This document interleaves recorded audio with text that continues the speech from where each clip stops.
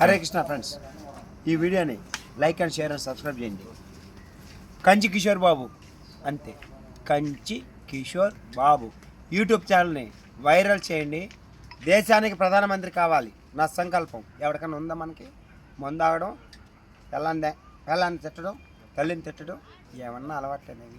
మందు తాగండి, తాగితే తల్లి పిల్లం అవుతా కాదు కదా. ఎంజాయ్ చేయండి, వద్దంటం లేదే. పెళ్ళాంకి కంటి కన్నీరుకి పిలిపిస్తే ఏమన్నా అర్థం ఉందే? తల్లి చేత వ్యాకుల పరిస్థితి అర్థం ఉంది, అంతే కదన్నా.